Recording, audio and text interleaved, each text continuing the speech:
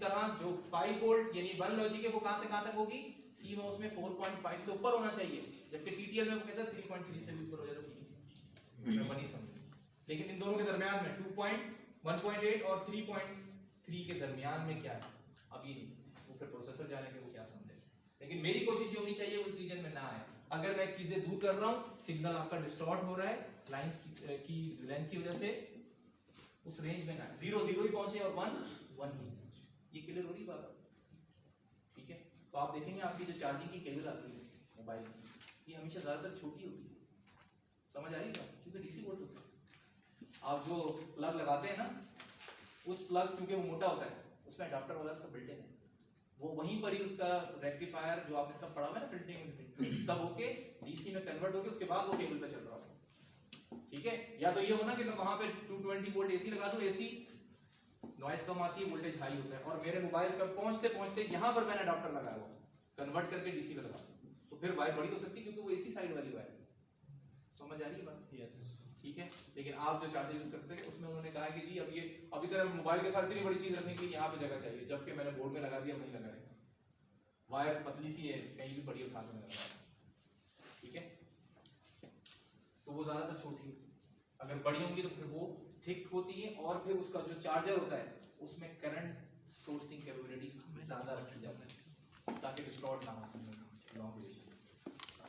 Long distance. ये बात समझ आ गई आपको, ये पैरेलल कम्युनिकेशन थी। तो अब इसके मुकाबले में अच्छा, और नंबर ऑफ वायर्स, एक तो इधर कि पॉसिबल ही नहीं लग रहा कि दो कंप्यूटर से यानी इस तरह की दो चीजें इस एक के साथ कैसे कम्युनिकेट करेंगे, ठीक है। इसका मतलब फिर इनके आपस में भी कोई ना कोई हैंड शेकिंग सिग्नल होंगे, ठीक है, ये तो अलग ही कॉम्प्लेक्स चीज बन गई, ठीक है। तो बाय द वे अगर पॉसिबल होता भी तो इतनी सारी वायर कॉस्ट इफेक्टिव भी, ठीक है। तो हम फिर सीरियल कम्युनिकेशन पे लोग जाते हैं इसके लिए, और सीरियल कम्युनिकेशन में सबसे पहले आता है UART, universal asynchronous receiver transmitter.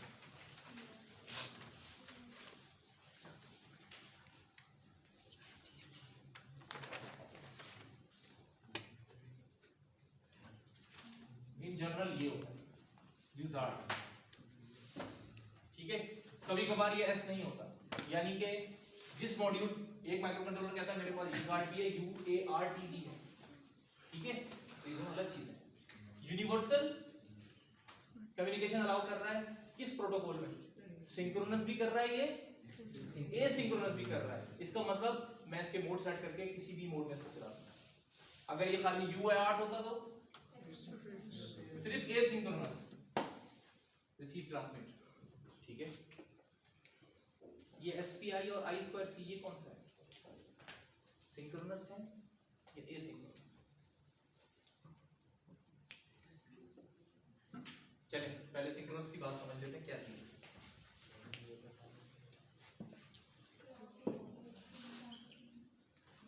ये दो डिवाइसेस हैं जो सीरियली कम्युनिकेट करना चाहिए और लॉन्ग डिस्टेंस तक करना चाहिए, इस प्रोटोकॉल पे करना चाहिए, ठीक है। एक वायर ये हो गई, एक वायर ये हो गई, एक ग्राउंड हो गई, ठीक है। ये माइक्रो कंट्रोलर है, और करें ये माइक्रो कंट्रोलर ही है या कोई और चीज है, 1 2, तो इसका ट्रांसमिट इधर होगा ना, उसका क्या होगा यहाँ पे, इसका ट्रांसमिट इधर होगा, इसका क्या होगा,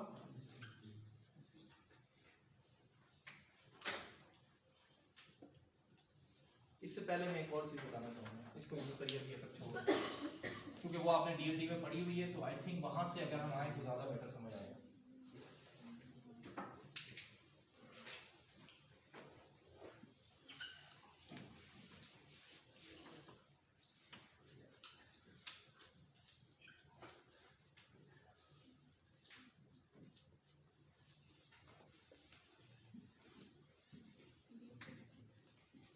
डी फ्लिप फ्लॉप बिल्कुल शिफ्ट रजिस्टर क्या चीज थी, वैल्यू शिफ्ट, इनपुट पे आप एक वैल्यू देते थे और क्लॉक से वो उसके अंदर चली जाती। तो अगर ये 8 बिट का है तो उसके अंदर शिफ्ट हो जाएगी ना, ऐसे पहली वैल्यू इधर आ जाएगी, दूसरी इधर, तीसरी इधर, चौथी, समझ आ रही बात, ठीक है। तो 1 बिट में फ्लिप फ्लॉप में मैंने कहा अगर 8 बिट का, वो बेसिकली 8 बिट का फ्लिप फ्लॉप ही शिफ्ट रजिस्टर होता है। एक फ्लिप फ्लॉप 1 बिट का होता है, अगर आप उसको कैस्केड कर दें 8 को आपस में, ये देखें ये इसका डी हो गया, क्लॉक दोनों की साथ करना, ये इसका क्यू हो गया। अब पहली क्लॉक पल्स आई, फर्स्ट करें मैंने यहां रखा हुआ है 1, ठीक है, और फर्स्ट करें शुरू में यहां था 0, लेकिन ये 1 अभी अंदर नहीं गया क्योंकि यहां क्लॉक अभी नहीं आई थी, मैं इधर की बात कर रहा हूं। हाई क्लॉक पे जाते हैं, तो जब हाई क्लॉक आएगी तो यहां क्या चला जाएगा आउटपुट पे, पहले क्या था आई डोंट केयर, सही है, क्योंकि मुझे नहीं पता वो गार्बेज, ठीक है, और यहां क्या चलेगा आउटपुट पे 1 चला, ठीक है।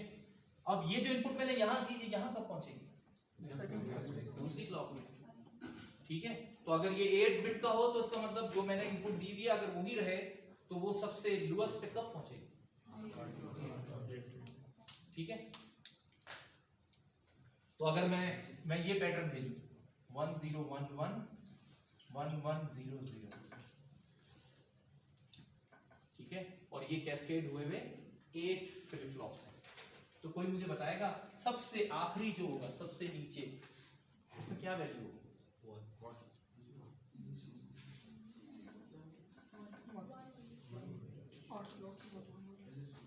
अभी आपने ये दो फ्लिप फ्लॉप की जो कैस्केड में लगे हैं कहानी सुनी है ना, ठीक है। तो मैंने यही कहा कि ये 8 कैस्केड में लगा दें, यानी कि इसके आगे एक और लगा दें, ये डी है, क्लॉक सबकी सेम है, ये क्यू है, ठीक है। इसी तरह 8 पूरे बना दें, और फिर क्या करें, ये जो राइजिंग एज आ रही है ना, पहली राइजिंग एज आने से पहले यहाँ 1 लिख दें, ठीक है। उसके बाद जब दूसरी राइजिंग एज आने वाली है उससे पहले यहाँ पे आप चेंज कर दें, 0 कर दें, तो अब क्या जाएगा अंदर, 0 जाएगा, और जो पहले यहाँ 1 था वो कहाँ चला गया होगा। तो मेरे भाई जब 8 क्लॉक गुजर जाएंगी और मैंने 8 क्लॉक की एजेस आने से पहले अगर ये पैटर्न रखा होता, ठीक है, तो आपके ख्याल में सबसे आखिरी वाले फ्लिप फ्लॉप में क्या था, उससे सेकंड में क्या था, जी, तो ये वैल्यू कहाँ होगी, शिफ्ट रजिस्टर। ये बात समझ आई आपको, ठीक है। तो this is nothing but synchronous transmission.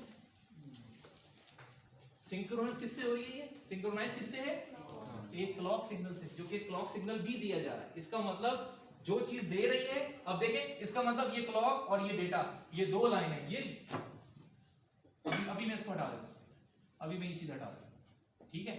ये क्लॉक है और ये डेटा है, लेकिन डेटा की अगर इसने 8 बिट भी भेजनी है, लेकिन ये कैसे भेजेगा, 1 by 1, अभी आपके सामने भेजी ना 1 by 1। तो हो सकता है ये जो डेटा लिंक तो एक ही बिट का है, लेकिन क्या करेगा, इस बाइट को इसने भेजना है, तो अब ये सबसे पहले सबसे छोटी वाली भेजेगा, फिर उससे बड़ी, फिर उससे बड़ी, उससे बड़ी, इट डिपेंड्स।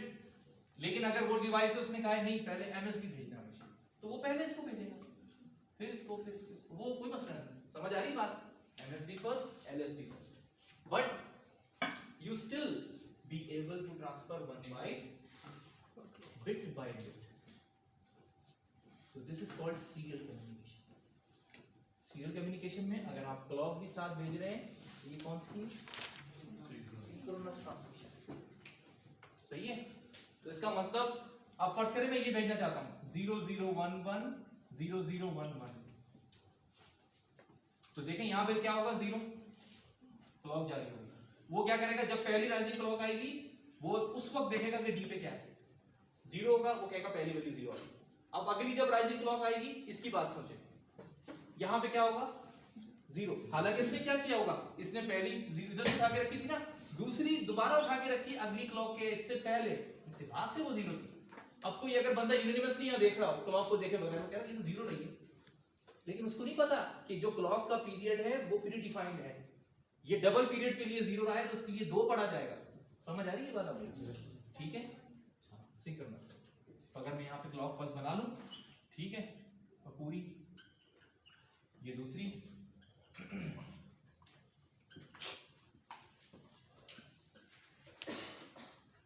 ठीक है, तो देखें यहाँ पर जो चीज सैंपल की जाएगी वो पहली बिट होगी, जब भी वो ये बनाते हैं कि वी डोंट नो 1 और 0 वो समझ जाएगा, उसके बाद ये वो पीरियड है जो अलाउ है आपको कि आप इस दौरान चेंज कर लें अगर आपने नई वैल्यू देनी है तो। मैंने क्या करा, इसने क्या करा होगा, यहां रखी होगी पहली बिट जिसे कहते हैं D0, चलें ये कर देते हैं D0, अगर वो 0 थी तो 0 रखी होगी, और जब ये क्लॉक एज आई होगी, देखिए इससे पहले इसने चेंज कर दिया, ये क्या समझा होगा, ये जैसे ही आएगा ये यहां पर फौरन पड़ेगा। हाँ ठीक है, इसको समझ के इसको पढ़ने में शायद थोड़ा सा डिले हो जाए, ऐसे ही है ना, ऐसे ही है ना, ठीक है। वो पहले ये देखेगा, अब मैं आपसे कहता हूँ भाई बोर्ड पे अब मैं जो भी लिखूँ आपने नोट डाउन करना है, तो आप देखेंगे और उस वक्त फिर लिख समझेंगे कि लिखना क्या है, प्रोसेस में लाएंगे ना, ठीक है, कि ये क्या चीज है, और फिर लिखें। कुछ तो डिले आया है आपके, मैंने फौरन लिखा, मैं नैनो सेकंड में जाके देखना चाहता कैमरे से, समझ आ रही है बात, तो वो थोड़ा सा डिले, तो ये याद रखिएगा कि वो जो रिस्पांस टाइम है एनी सिस्टम का वो देना जरूरी है, ठीक है। तो इसका मतलब this is the safety margin. अब ये इससे पहले नहीं चेंज करेगा, इससे पहले चेंज करके तो फिर कुछ और पता नहीं क्या पड़ा जाएगा, समझ आ रही है बात आपको। फिर उसके बाद क्या है, ये यहाँ पे रख देगा D1 एंड मेक श्योर करेगा इस एज के आने से पहले ही रखा जा चुका है, सही है। तो देखें जो रिसीविंग एंड पर है, जब ये एज आएगी वो इसको पढ़ेगा, हो सकता है इससे थोड़ा सा डिले पड़े, ऑब्वियसली इसका रिस्पांस टाइम होगा, उस वक्त तक आप चेंज नहीं कर सकते। तो देखें सही जा रही नहीं जा रही, D0 पहुंची, फिर D1 पहुंची, अगर ये दोनों जीरो है इट्स ओके, वो इस एज पे जो वैल्यू होगी जीरो की जीरो पड़ेगा, इस एज पे फिर जीरो होगी वो जीरो पड़ेगा, उसको पता है कि दूसरी क्लॉक एज पर मेरे पास नई बिट है। I hope it is clear. Yes, and this is serial communication. I am still sending a byte but bit by bit with a clock signal, synchronous with a clock signal, ठीक है। Each and every bit should be transmitted at the prescribed edge of the clock signal. अब अगर वो high rising as है तो वो ये है, हो सकता है कोई फॉलिंग एज पे करता हो, ठीक है, तो ये हो जाएगा। फिर इसके दरमियान में वो ये जो चीज है ना, ये इस हिसाब से एडजस्टेड होनी चाहिए, सही है, जिसने भी ये प्रोटोकॉल बनाया, ठीक है। अब क्या है, ये मैंने खुद नहीं कर, देखें ये क्लॉक क्या आपको जनरेट कर रहे होंगे, इस पिन को हाई करेंगे, फिर डेटा रखेंगे, फिर लो कर आप कर सकते हैं, जरूरत नहीं है। लैब का टाइम। अच्छा ठीक है, बस एक मिनट। तो बकायदा बने हुए मॉड्यूल है, फर्स्ट करें SPI, वो है I2C, ठीक है। आपने पूरी बाइट इसको दे दी I2C को, ठीक है। I2C को आपने इनिशियलाइज कर दिया शुरू में, आपने जब भी ट्रांसमिट करना हो I2C से, आपने वो बाइट उठाई, I2C का एक रजिस्टर होगा, जैसे GPIO का रजिस्टर है ना, जैसे टाइमर के रजिस्टर, इसका रजिस्टर होगा, आप इसके ट्रांसमिट बफर पे रखते हैं। अब ये जाने इसका काम जाने, ये RTL में खुद करता रहेगा, ये क्लॉक जनरेट करेगा, इसको आपने जिस फ्रीक्वेंसी की क्लॉक बताई होगी, ठीक है, और ये भी बताएगा कि राइजिंग एज पे करना है, फॉलिंग एज पे करना है, ये उस हिसाब से डेटा ट्रांसमिट कर देगा। आप जब तक कोई और काम करते हैं ये खुद भेज देगा, आपने खुद से नहीं करना, ये मैंने बिट रखी, ये मैंने क्लॉक हाई करी, फिर लो करी, फिर मैंने बिट रखी, फिर हाई करी, कर सकता हूं ना मैं, ठीक है। लेकिन उससे क्या होगा, ये क्लॉक क्या होगी, ये क्लॉक इसका टाइम पीरियड सेम नहीं होगा जब आप खुद करें, यहाँ ये करेगा तो ये खुद हो सकता है ये क्लॉक मुस्तकिल पहुंच रही है उसके पास, लेकिन डेटा जब उसने रखना होगा कुछ और रेफरेंस को दे देगा, सही है। या ये भी हो सकता है जब इसने डेटा भेजना हो तब ये क्लॉक भेजना शुरू करेगा, ठीक है, और एक दो क्लॉक्स पहले भेजेगा उसके बाद डेटा भेजेगा, ठीक है, ताकि वो तैयार हो। समझ आएगी बात आपको, यानी देखें यहाँ से डेटा भेजना शुरू करा ना, इससे पहले शायद एक दो क्लॉक्स पहले गई होंगी, और उससे पहले क्या था, सिर्फ लो या सिर्फ हाई, यूजुअली हाई लिखा जाता है आइडल के लिए, आइडल के लिए हाई। ये देखें जब आपने बाइट रख दी, I2C ने क्या करा, दो क्लॉक पल्स वैसे भेजी ताकि इसको पता चल जाए इसने रेडी हुआ, उसके बाद फिर इसने एज, ठीक है, या एक क्लॉक पल्स, वो आपस का प्रोटोकॉल डिसाइड करेगा, ठीक है, वरना एक बिट मिस हो जाएगी। चलें इसको यहीं छोड़ते हैं। बाय द वे ये I2C इसमें क्लॉक भी जाती है और डेटा भी जाता है, ठीक है जी सर। ये I2C मतलब ऑपरेट कर रहा है शिफ्ट रजिस्टर पे या खुद शिफ्ट रजिस्टर? खुद से एक शिफ्ट रजिस्टर मॉड्यूल है बताया, ठीक है। तो आपने अगर वो यूज करना है तो I2C का प्रोटोकॉल आपको इंप्लीमेंट करने की जरूरत नहीं है, सिर्फ आपको समझने की जरूरत है, और आपने उस I2C का जो भी वो है मॉड्यूल वो सीखने की जरूरत है कि उसको आप कैसे इनिशियलाइज करेंगे, ठीक है।